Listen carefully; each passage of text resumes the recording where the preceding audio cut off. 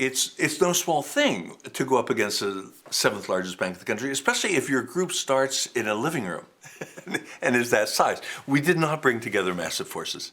So we had to become very fierce. So one of the norms, one of the cultural norms that we developed in our group was be on your edge. Our group attracted a lot of millennials, even though some of the founders were also in their 80s, and we had every decade in between. And one of the places of equality that we created among all these different age groups and different kinds of experience was everybody needed to be on their edge as we were going for to achieve a win on our campaign. In the beginning, we were neophytes with regard to banks. We hadn't worked on the Appalachia issue before, so and a lot of our members had never been in a direct action campaign before.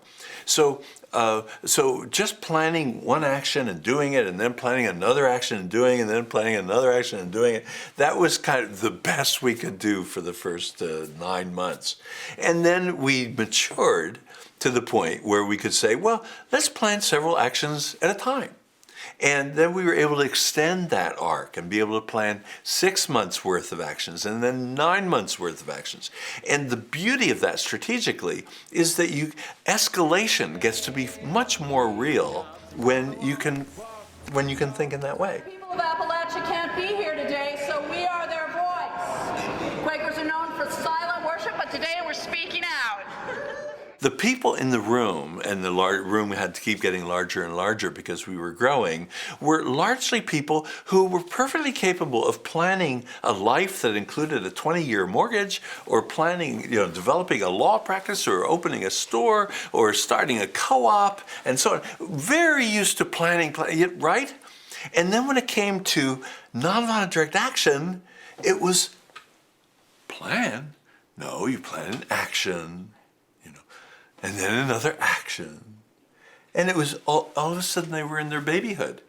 So that was that became really clear in that campaign. Everybody can grow up and apply the practical things that enable them to be successful adults, if they are successful adults in the world, to the field of nonviolent action.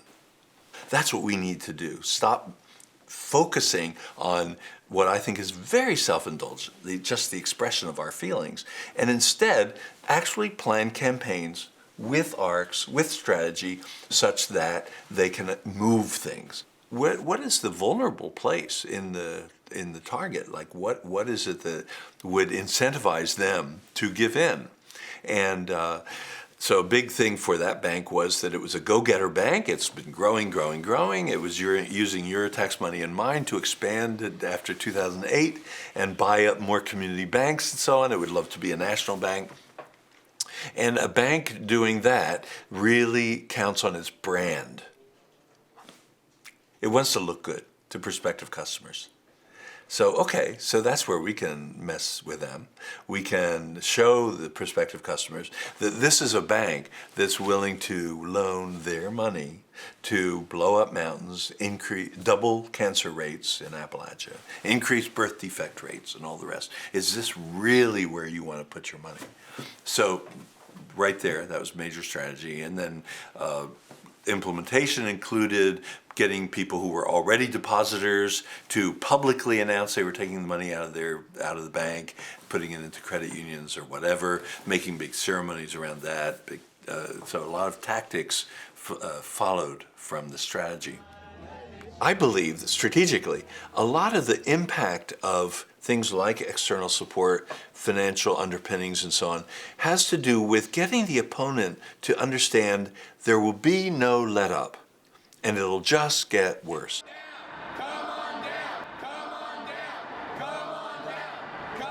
For many activists, that they get caught in a kind of morality, a version of morality that prevents them from empathizing with the other side, and therefore unable to think what the other side might be thinking, and therefore unable to play the chess game.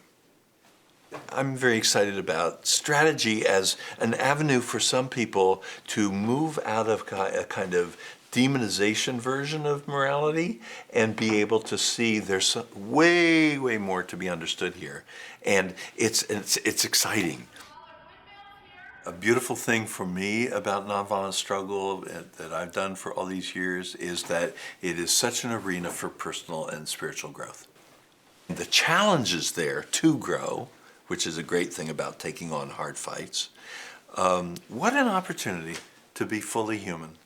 Walk, talk, stay on green jobs. And walk, talk, stay on green jobs. And walk, talk, stay on green jobs. And walk, talk, stay on green jobs. And walk, talk, stay